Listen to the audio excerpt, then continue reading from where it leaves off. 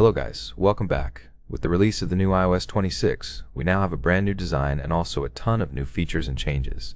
There are over 400 new features and changes that you will be able to find on your device running the new iOS 26. In this video, I will focus on 10 of those. I will give you guys 10 very useful tips and tricks that you need to know on your iOS 26 device. These are super useful and will allow you to do things much easier and faster on your iPhone. Before we get into that, if you haven't subscribed already, make sure you subscribe and hit that notification button. It really helps the channel a lot. Here is the first one. Let's head on to the Settings app here. This will work on any app. We're just doing it here on the Settings app. As you probably know, on any app on iOS, if we go on a page like this, we can actually swipe to go back. That is actually super useful. Very easy to do, very convenient. It allows you to move between pages really fast, but it's much better with iOS 26. Here's the change.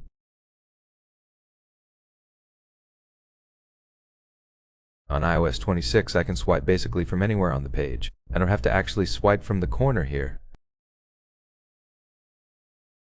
You have to reach for that on iOS 18.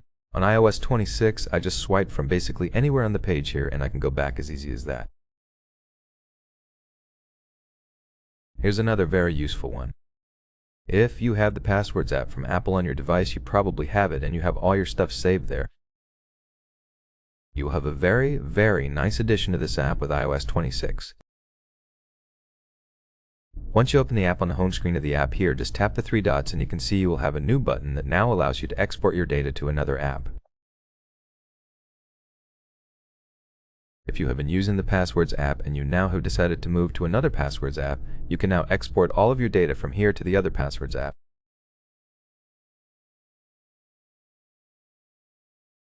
Here's a really cool new feature on iOS 26.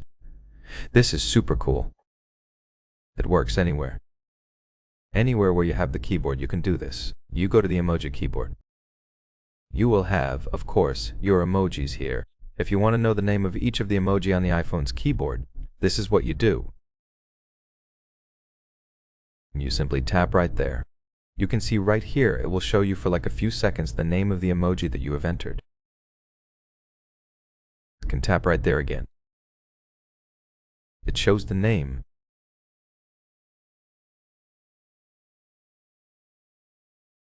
As easy as that.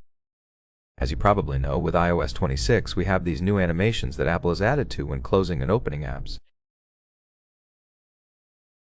They're pretty cool, but there are a ton of people that don't actually like these new animations, or you might feel like these animations are slowing down your device, and of course you want to get rid of them. This is how you do it. This was, of course, here before. It's not a new feature on iOS 26, but it has changed with iOS 26. It looks really awesome.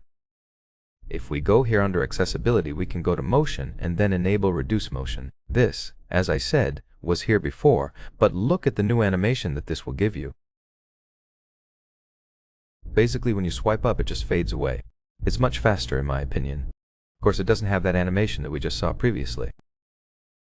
When we open the app, you can see this cool animation where the page moves here at the corners, at the four corners of the screen.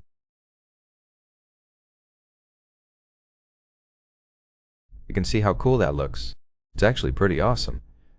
You might prefer this new animation better than the one that is basically the default animation of iOS. One really cool new thing you can do with iOS 26 on the Files app is that now you can customize your folders. It is actually super useful. It makes it very easy for you to find whatever you need. Just go ahead and tap and hold on a folder and you will have the Customize and Tag section. From here you can add tags which will actually colorize your folder. If I add this tag right here for my wallpapers, it will turn the folder now purple, not blue. In this case, I just go ahead and find the purple folder and I know that that's the folder for my wallpapers. I don't have to even go ahead and read the title of the folder. What's really cool is that you can also add like different things here like emojis or any of these like icons that you see right here. You can add them right there, or you can just go ahead and move to emoji here and add any emoji you want on your folder. You can see how cool that looks. You can now finally have custom folders within the Files app. When it comes to colorizing, here's another cool thing you can do with iOS 26. You can also colorize text on the Notes app. You simply tap that button right there and it will basically add the color to the text. If you tap once more, it will show you this list right here that allows you to just basically pick any color you want to colorize your text. That way, of course, making like highlighting different parts of a note or different sections or even entire rows very, very easy. Moving into the iMessage app. What's really cool here is that, of course, now we can have backgrounds for our conversations, but what's really cool is the way you create them. If you go to the color section, so you will have photos where you can add your own photos, or you can go to color right here, and then you will have two different buttons.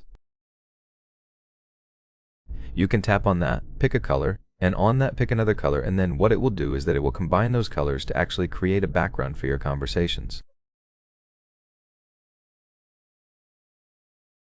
You can even swipe here. You can see you can add like different colors to that. If you just swipe all the way here to custom, you can simply pick your own colors and have like a wallpaper here for the background created automatically combining those two colors you like. With iOS 26 on the Music app, you can also now translate lyrics. Whenever you're listening to a song and the lyrics are in a different language, you will actually get this button right here, which you can just tap, and it allows you to actually translate the lyrics. As you can see, it will show the original lyrics right there. Just underneath it will show you the translation. Another thing that you can do on the Music app, which is super useful, is now you can organize your playlists into different folders. If you go to Playlists right here, we'll have this plus button that allows you to now create folders. I can go ahead and create a folder here. Basically what you're doing is that you will have new folders with playlists in them. If I have a bunch of playlists, I can create different folders and organize my playlist basically maybe on like music genre or whatever I want to do. I can just go ahead and now put playlists within folders.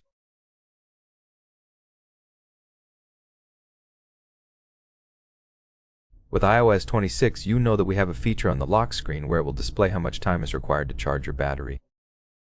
It only shows you how much time will take to charge your battery to the 80%. If you go to Settings and you go to Battery right here, then you will have here two different sections. My battery is at 88, but if it were under 80, it will just split this and it will show me how much time it will require to 80% and then how much time it will require to also charge to 100%, because you know from 80 to 100 it charges very, very slow.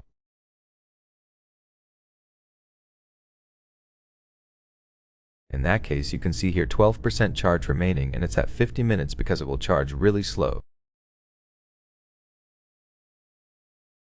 If you just want to know the exact time you need to charge your iPhone to 100%, go into the battery section on the Settings app.